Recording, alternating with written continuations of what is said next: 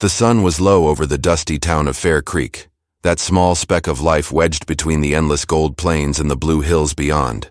The air smelled faintly of molasses and wood smoke, and the only sound came from a windmill creaking lazily beside an old water trough. Evening light spilled across the empty street, catching the rusted horseshoes nailed above doors for luck. Folks here didn't talk much, but everyone knew one another's stories. Every heartbreak, every debt, every whispered sin. And that night, a new one was about to begin.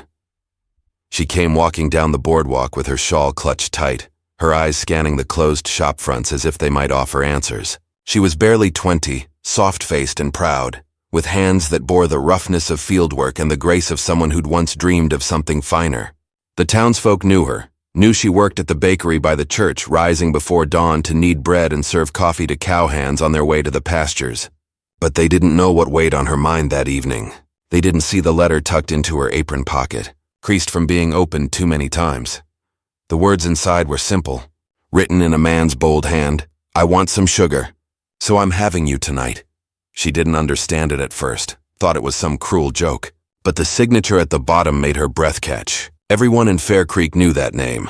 He owned half the valley, the sprawling ranches that fenced in the land and the cattle and even the people's hopes. A rich cowboy with a reputation sharper than his spurs. Ben respected him. Women avoided his gaze. He wasn't cruel, but he was powerful, and in a place where power meant everything, that was enough to make him feared.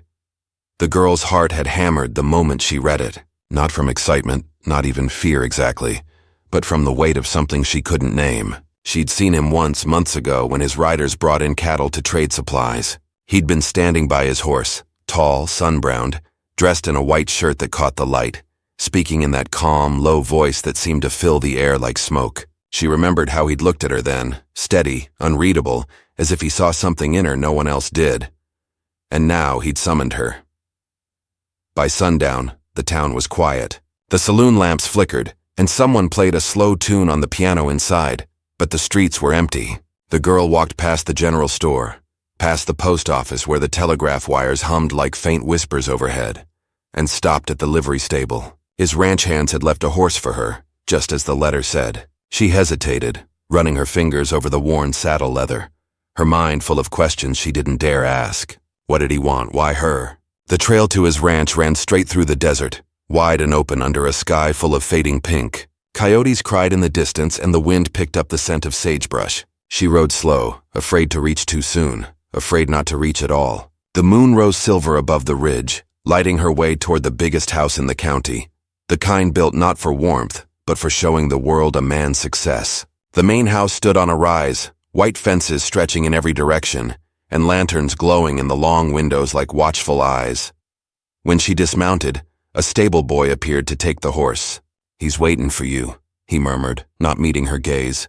She climbed the steps, her legs trembling beneath her simple cotton dress. Each knock on the heavy oak door echoed through her chest. Inside, the air smelled of tobacco and leather. The cowboy was there, seated by the fire, a glass of whiskey in his hand. He didn't rise when she entered. His hat rested on the table, his hair falling in loose strands, and his eyes, darker than the whiskey, flicked up to meet hers. "I knew you'd come," he said softly. She tried to speak, but her throat felt dry. The flickering firelight caught his face, all sharp lines and quiet confidence. He wasn't much older than 30, but there was something in his manner that made him seem older, something tired. Or maybe just empty. "I didn't know what you meant by your letter," she managed. He smiled faintly, as though that had been the point. "You know what I meant," he said. "This town's been talking about me for years, but no one's ever told the truth. I don't buy what I can't respect, and I don't ask twice." His words hung in the air, slow and deliberate. She felt the blood rush to her cheeks, her pulse thundering. She wanted to turn and leave, yet something about his voice, his certainty, kept her rooted. He stood then, crossing the room with unhurried steps. "You've got fire," he said, studying her face as though weighing her against some unseen measure. "Most girls around here only know how to say yes. But you—" He stopped just before her, the warmth of the fire brushing her back. "You make a man want to earn it," she swallowed hard. "Earn what?" He leaned closer, his voice dropping low. "Sugar." The word burned through her, but not in the way she expected. There was no laughter in his tone, no rough teasing, Just a strange, quiet gravity that left her uncertain whether to fear him or pity him. "You think everything can be bought," she said. His gaze didn't waver. "Not everything," he said. "That's why I sent for you." For a long moment, neither spoke. The crackle of the fire filled the silence. Then he reached into his coat and pulled out a folded envelope, the same kind his letter had come in. He set it on the table between them. "You open that when you get home," he said. "If you decide to come back tomorrow, I'll know your answer." She didn't move to take it. He stepped back, giving her space, his expression unreadable. Outside, the wind howled against the shutters, and she realized how far from town she truly was. "What if I don't come back?" she asked quietly. His eyes softened just enough to make her breath catch. "Then I'll still think of you," he said. "And I'll still want that sugar." She turned then, clutching her shawl tighter, and walked out into the cold night. The stars above the plains were sharp and clear, scattered like broken glass. Her heart pounded as she mounted her horse again, the envelope pressed against her chest. Behind her, the lights of his house glowed faintly through the darkness, steady as a promise. Or a warning. As she rode back toward Fair Creek, questions twisted in her mind. What could be inside that envelope? Money? A proposal? Or something she couldn't yet imagine? She thought of his voice, the calm weight of it. The way he looked at her not as a girl from the bakery, but as something more dangerous, something real. When she reached the edge of town, the night was silent except for the faint whine of the telegraph wire. She stopped at the bridge where the creek ran low and silver under the moon. For a long moment she stared at the envelope, torn between opening it and tossing it into the water. Finally, she broke the seal. Her hands trembled as she unfolded the note inside. There were only a few words written in that same firm hand, but what they said made her heart stop, and the letter slipped from her fingers, carried away by the wind. She looked back toward the dark horizon where his ranch lay hidden, and she knew her life would never be the same again. The night air was cold enough to bite through the thin fabric of her dress as she stood by the bridge, staring into the darkness where the letter had fallen. The creek gurgled softly, carrying the paper downstream like a secret that refused to stay buried. She wanted to chase it, to pull it back and read those words again, but her legs wouldn't move. Whatever he had written, whatever he meant, it had changed something inside her. It wasn't just the words that frightened her, it was the way they made her feel. When she finally walked back through the empty streets of Fair Creek, the lamps in the windows had gone out. Only the church bell tower stood lit, a faint halo of light catching the cross at its peak. Her little room above the bakery felt colder than usual. The wooden floor creaked under her boots, and she sank into the old chair by the window, watching the moon hang pale over the rooftops. The wind rattled the shutters, and she pressed her hand to her chest where the envelope had been. She had grown up here. Her father had been a blacksmith until a fever took him when she was 12. Her mother had scrubbed floors in the saloon until her hands cracked from soap and lye. Life in Fair Creek had never been easy, but it was familiar, safe in its own hard way. There were no surprises here, no chances for dreams to turn dangerous. That was why the rich cowboy's letter unsettled her so deeply. Men like him didn't look twice at girls like her. They bought cattle, not feelings. And yet he'd sent for her, as if she were something he'd been waiting for. Sleep didn't come easy. Each time she closed her eyes, she saw his face in the firelight. Steady, unreadable, with those dark eyes that seemed to look right through her. His words echoed in her head. You make a man want to earn it. She didn't know what he'd meant by that. Maybe he didn't either. By morning, the town was stirring again. The sound of wagon wheels on the street, the smell of coffee drifting from the kitchen below, the clatter of dishes, all the usual rhythm of Fair Creek life. She tied her hair back, put on her apron, and went downstairs to start work. The bakery doorbell jingled and the first customers came in. Ranch hands, a few wives, and the old postmaster who always ordered the same slice of pie. Nobody looked at her differently. Nobody knew what had happened the night before. But when the postmaster handed her the mail sack, her stomach dropped. Inside was another letter, sealed with the same wax emblem, a small horse's head pressed into red wax. She slipped it into her pocket before anyone could notice and kept her hands busy kneading dough, though her mind was far away. She didn't open it until noon, sitting behind the bakery where the barrels were stacked. The new letter was shorter than the first, written in the same bold hand. You didn't read the first one. The wind told me so. Tonight after dark. Come alone. Her heart thudded so loud she thought someone might hear it. How could he possibly know she hadn't read it? Had someone seen her by the bridge? Or had he followed her? The idea sent a chill down her spine. She folded the paper and hid it beneath her sleeve. That day stretched longer than any she could remember. Every sound startled her. The slam of a door, the laughter of men outside, the horses stamping in the street. When evening finally came, she found herself walking the same road again, the same trail through the brush and sand. The sky was a deep violet, the first stars flickering awake. His ranch loomed ahead, quiet except for the faint flicker of light from the main house. This time no one met her at the gate. She tied her horse herself and climbed the steps. The door opened before she could knock. He was there, his shirt open at the collar, the smell of tobacco heavy in the air. "I knew you'd come back," he said simply. She didn't answer. Her hands twisted together, trembling. He gestured toward the table. "Sit down." The room was warm, the fire casting long shadows against the walls. She sat stiffly, her eyes darting around. The polished rifle above the mantel, the leather chair by the fire, the whiskey decanter still half full. Everything in the room spoke of control, of a man who owned not just land but time itself. He poured a glass of water for her, then one for himself, as if they were sharing something sacred. "You threw it away," he said. "I didn't mean to," she whispered.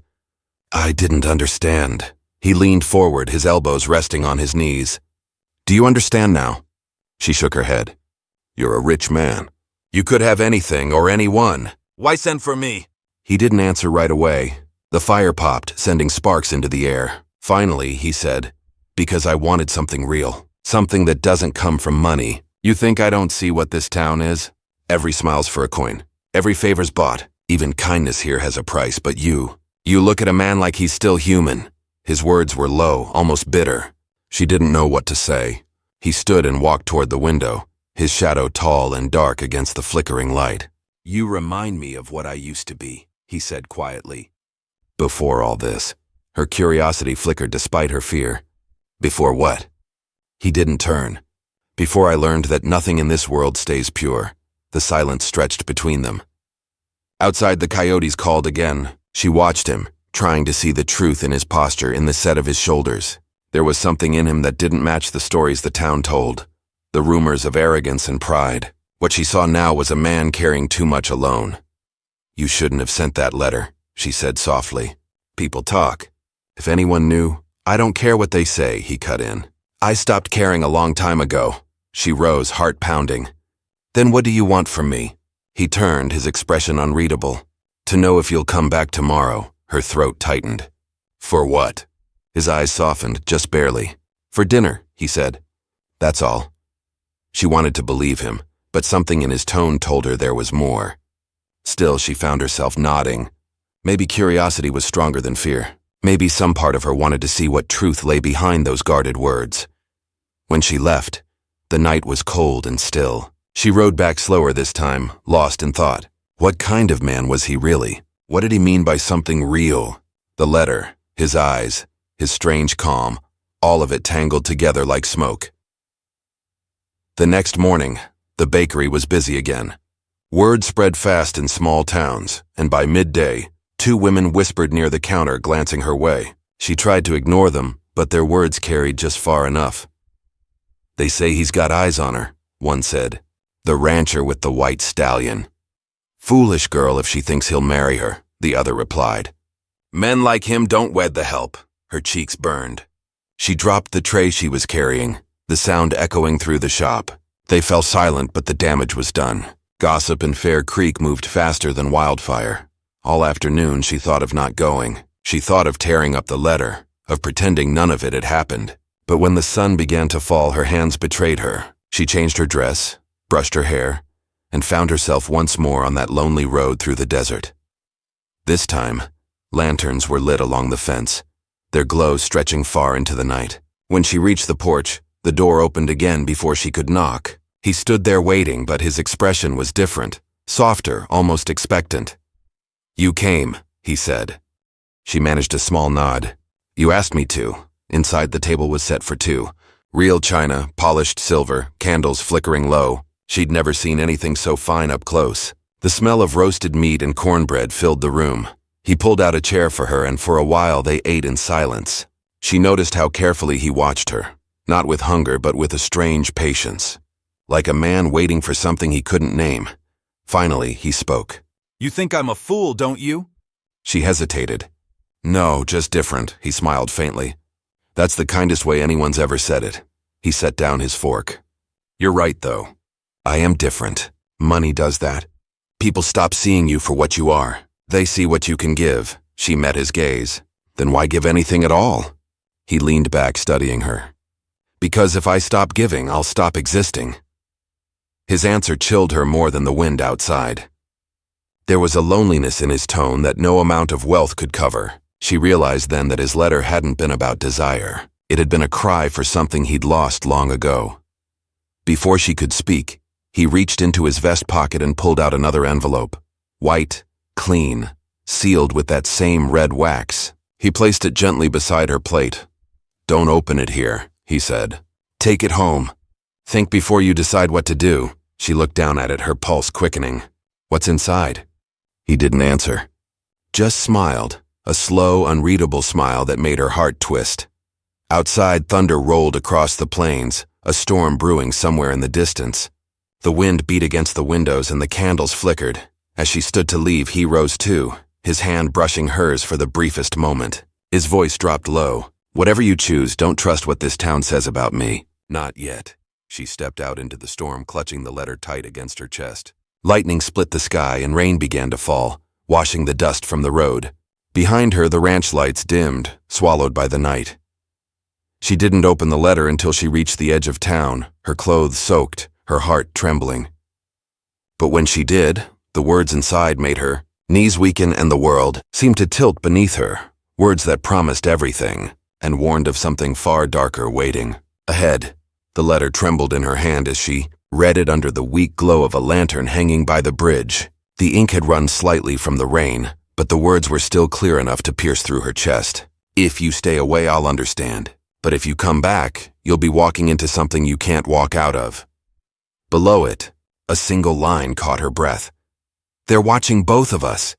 She folded it quickly, glancing over her shoulder, half expecting someone to step from the shadows. The town was silent except for the slow drip of rain from the roofs and the creak of a sign swinging in the wind. She shoved the letter deep into her pocket and hurried toward her room, every step echoing in her ears like a warning. Sleep never came. The words circled in her head until the first light of dawn touched the curtains. Who was watching them? Why her? And what did he mean by something you can't walk out of? She thought of the gossip in town, of the two women whispering near the bakery counter, of the ranch hands who rode through the streets without looking anyone in the eye. She thought of him, of the quiet weight behind his words, the sadness that hid behind that calm face. By morning, Fair Creek was buzzing again, the way small towns always did when something new was brewing. She could feel the stares as she walked down the boardwalk to the bakery. People smiled, but the kind of smiles that carried questions behind them. A wagon driver tipped his hat, lingering too long. Two men near the general store stopped talking when she passed. She told herself it was nothing, but deep down she knew the town was beginning to notice her connection to him, and that could be dangerous. At noon, the postmaster stopped by the bakery again. This time he didn't hand her any letters, only gave her a look that wasn't quite friendly. You ought to be careful who you spend time with, he muttered under his breath.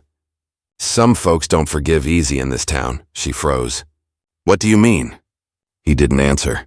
Just took his pie and left, the little bell over the door jingling in the silence he left behind. That afternoon, as she scrubbed the counters, she caught sight of a figure outside the window. A man on horseback, tall, wearing a brown duster and a hat pulled low. He wasn't one of the usual riders. His horse was sleek, dark, and restless. He didn't move or speak, just sat there watching. When she turned away for a second and looked back, he was gone. She closed early that day. The uneasy feeling stayed with her as she walked home, the streets strangely quiet. When she reached her room, another letter was waiting under the door. No seal this time, just her name scrawled in hurried handwriting. She opened it with shaking hands. Don't trust anyone from town, not even the sheriff. Meet me by the windmill after sundown. I'll explain everything. Her pulse raced. She didn't know whether to be afraid or relieved. He had written it. She recognized the strong strokes of his handwriting. But what danger was he talking about? What could possibly make him warn her about the sheriff? The same man who baptized children, who sat in the front pew every Sunday? When darkness fell, She made her way out quietly, her shawl drawn tight. The windmill stood at the edge of the fields, its blades turning slow in the night wind. She found him there, leaning against the fence, his hat shadowing his face. "I didn't think you'd come," he said softly. "You told me not to trust anyone. That includes you, doesn't it?" His lips twitched into the faintest smile. "Fair enough." He nodded toward the horizon where the moonlight caught the outline of the distant hills. "There's something you should know about this land," he began. "It's not just mine." "It never really was," she frowned. "What do you mean?" He kicked at the dirt, silent for a moment. "Years ago, before I bought this ranch, the land belonged to a family that disappeared. No one talks about it now. People say they moved east, but they didn't. They were run off. Someone wanted their land, someone powerful. And you?" she asked. "I was part of it," he said quietly. "Not the way you think. I was young then, working under a man named Kellen. He was the real owner before I bought it out. The sheriff helped him drive that family away. Said they were squatters. They weren't. They had papers, real ones." He looked up at her, his eyes dark and full of something she couldn't name. "That family was your kin." Her heart stopped. "My what?" "Your father worked their forge," he said. "Your mother cleaned their house. When they vanished, the town pretended not to notice. You were just a child then." She stepped back, dizzy. "You're lying," he shook his head. "I wish I was. That's why I wrote you. I thought you deserved to know. But the sheriff, he doesn't want this brought up again. He's afraid I'll tell you more. That's why I said they're watching us." The wind picked up, snapping her shawl like a flag. She could hardly breathe. Her father's death, her mother's silence. It all came flooding back. "Why me?" she whispered. "Why now?" He looked out toward the fields. "Because I'm done living off lies. And because you deserve what was stolen from your family." Her throat tightened. "And what do you expect me to do with that?" "Take it back," he said simply. The words hung between them, heavy and dangerous. She wanted to run, to leave everything behind, but something in his voice made her stay. It wasn't greed or pity, it was guilt. He meant every word. Before she could respond, a sound broke the stillness, a distant whistle, followed by the soft jingle of horse tack. He turned sharply, his hand moving to the revolver at his belt. "They're here," he muttered. "Who?" "Ranch hands. Sheriff's men. They've been tailing me all week." He grabbed her hand. "Come on." They slipped through the tall grass, keeping low. The glow of lanterns flickered in the distance, moving closer. She could hear voices now, men calling to each other, the unmistakable tone of authority in one of them. They hid behind the hay wagon until the voices passed. When it was safe, he turned to her, his face pale under the moonlight. "They know about the letters," he said.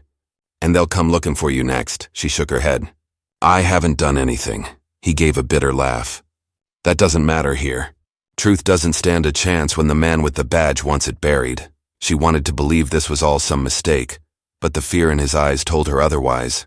"What are you going to do?" she asked. He hesitated, then said, "Leave. For a while. I've got friends out past the canyon. I can hide you there until things settle down.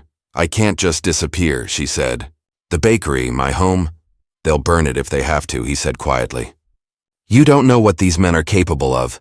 The realization hit her hard. Everything she'd built, every quiet routine of her life suddenly felt fragile. She thought of the way the townspeople had looked at her that morning, the watchful eyes, the whispers. They already knew. He stepped closer, his voice low but steady. "You don't have to trust me. Just trust that I won't let them hurt you." For a long moment she stared at him, torn between fear and the strange, aching pull that kept drawing her toward him. Then she nodded. "All right. But only until I know the truth." They left before dawn, riding hard across the plains, the wind cutting through their clothes. The sky was just turning gold when they reached the canyon pass. He led her to a small cabin hidden among the rocks, its roof half collapsed but still standing. "This is where we'll stay for now," he said, dismounting. "No one comes this far unless they've got reason to." She looked around, the emptiness stretching in every direction, the silence pressing in. "How long do you think we have?" "Until the sheriff realizes you're gone," he said. "Then he'll come." Inside the cabin was sparse, an old table, a few chairs, a cold fireplace. He found a blanket and handed it to her. She sat near the hearth trying to steady her hands. He crouched beside the fire, striking a match. "Why are you risking this?" she asked after a while. He didn't look up. "Because I owe your father more than you know." He saved my life once. I didn't repay him then. I intend to now. The fire caught, lighting the lines of his face. For the first time, she saw the weariness there, not of a man chasing greed or lust, but of someone running from his own past. Outside, thunder rolled again, echoing through the canyon. Somewhere far behind them, she imagined the riders already on their trail. She didn't know what tomorrow would bring, or whether she could truly trust him. But one thing was certain. The truth was far from over, and Fair Creek was no longer the quiet town it pretended to be. As the wind howled through the cracks of the cabin walls, she stared into the fire and whispered, "What did they really do to that family?" He looked at her, his expression hardening. "That's what I'm going to show you," he said. "But when you see it, you'll wish you hadn't." The storm had passed by morning, but the air was heavy with the smell of wet earth and smoke. She woke to the crackle of the dying fire and the sound of hoofbeats somewhere beyond the canyon ridge. The cowboy was already outside, his figure a dark silhouette against the gray light. He stood still, watching the horizon like a man expecting something he couldn't stop. She wrapped the blanket around her shoulders and stepped out quietly. "Someone's out there," she said. He nodded. "They found our trail sooner than I hoped." Her heart quickened. "How many?" "3, maybe 4, he replied. "Scouts, sheriff's men, most likely. They won't come down yet. They'll wait till dark. But they know we're here." The words sank into her like stones. She looked toward the open desert, endless and silent, with nowhere to run. The little cabin suddenly felt smaller, more fragile. "What do we do?" she asked. He turned to her, his face calm but his eyes restless. "We wait," he said. "And we prepare." He spent the next hour moving quietly through the cabin, checking his revolver, tightening the cinch on the horses, stacking firewood near the door. Every movement was careful, deliberate, the way a man acts when he knows the odds are against him but refuses to back down. She helped where she could, though her hands trembled so badly she dropped the lantern once. He didn't scold her, just picked it up and said softly, "Fear's no shame. It's what keeps you alive."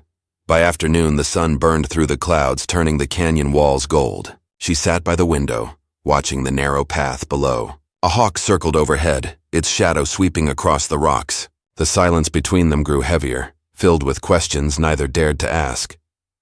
Finally, she said, "You never told me what really happened to that family." He didn't look up. "You sure you want to know?"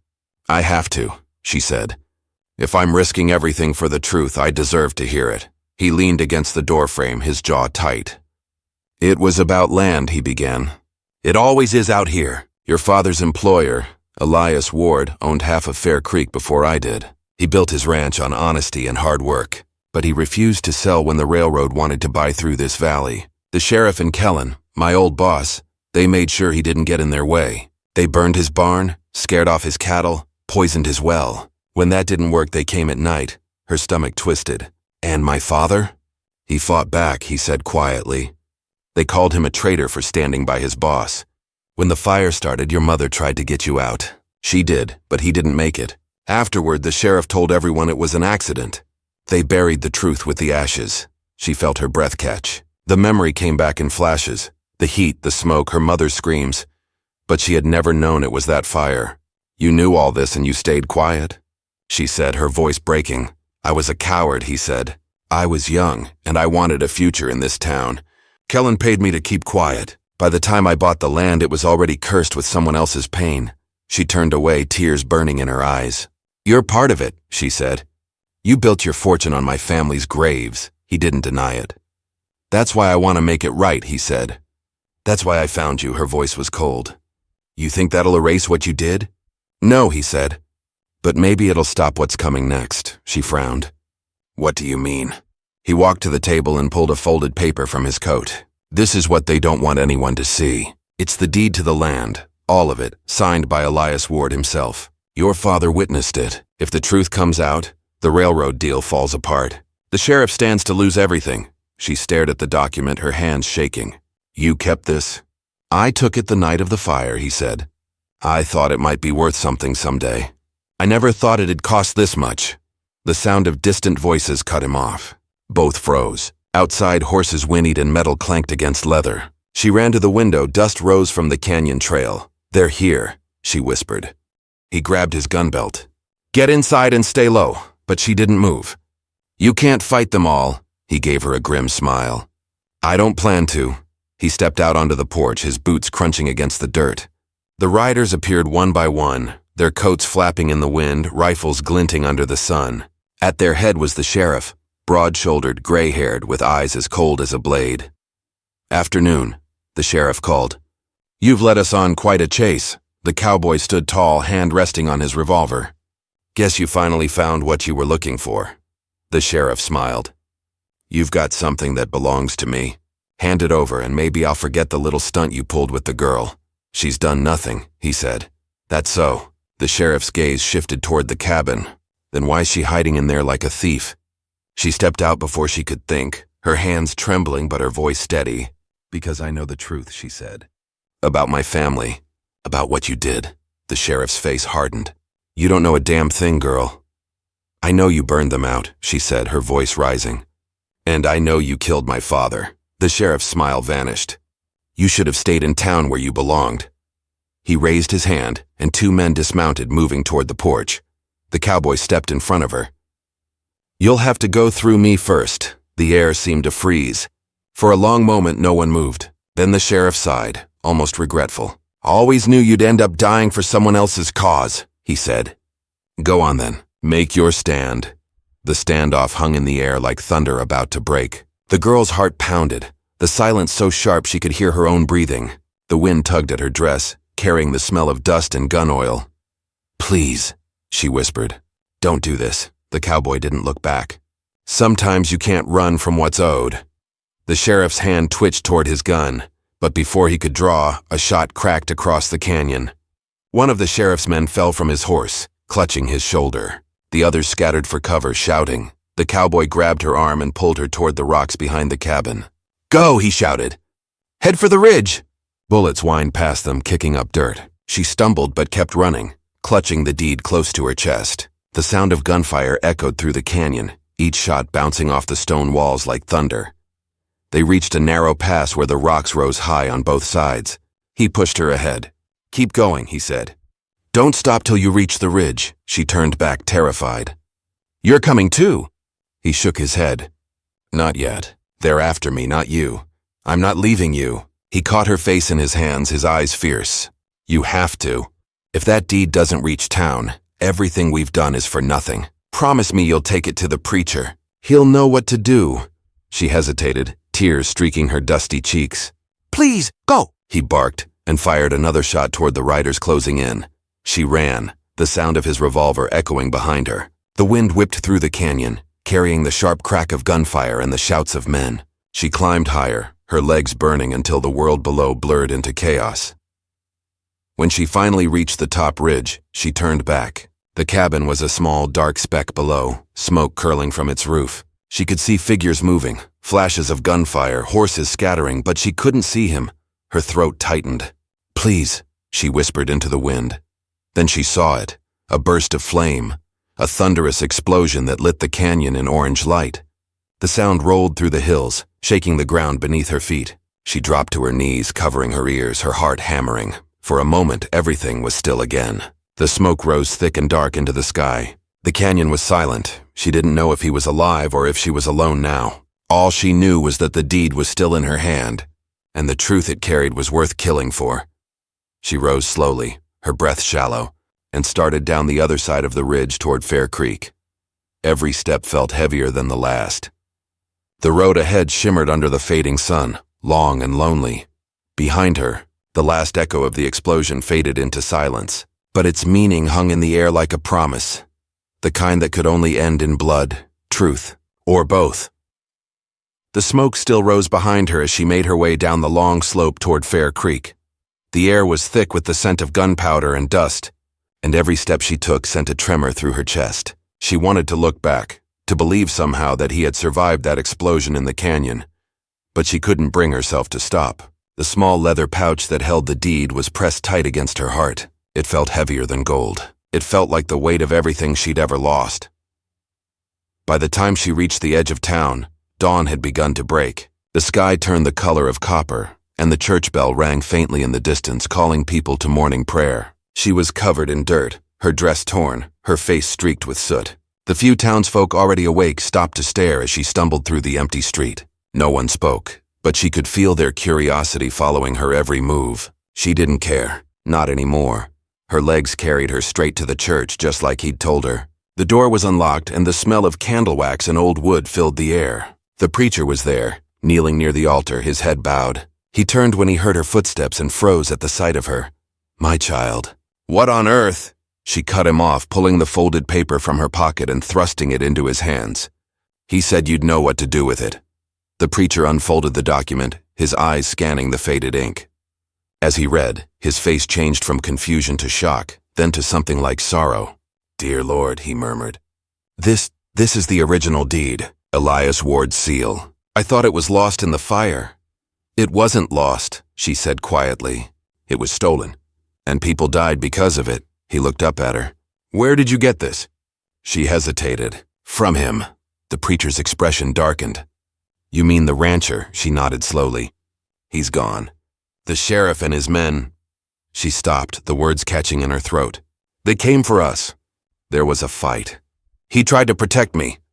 The preacher said nothing for a long time. Then he folded the paper carefully and slipped it inside his coat. "You did right bringing this here," he said gently. "This deed proves that land was never theirs to take. I'll make sure it reaches the court in Austin. The truth will come out." She nodded, but her voice trembled when she spoke. "And him? What'll they say about him?" The preacher sighed. "History doesn't always remember a man kindly, child, but those who live by their conscience, even at the end, they're remembered where it matters most." She wanted to believe that. She wanted to believe that what he'd done meant something. But as she stepped out of the church, the town already seemed to whisper his name the way people whisper a warning. She could hear fragments of talk in the streets. The sheriff's men killed in a shootout, the canyon explosion, the rumor that the rich cowboy had finally met his end. No one knew the truth.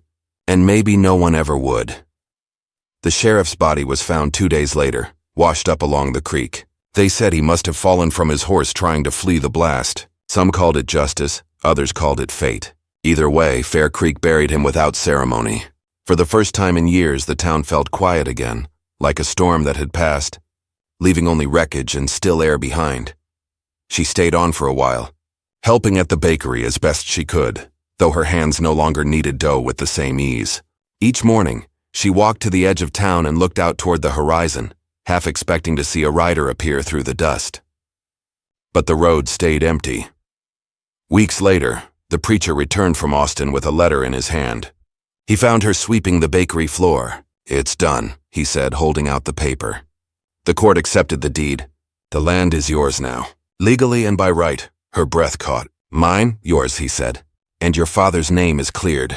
They'll restore it in the records. The railroad can't touch a single acre without your signature."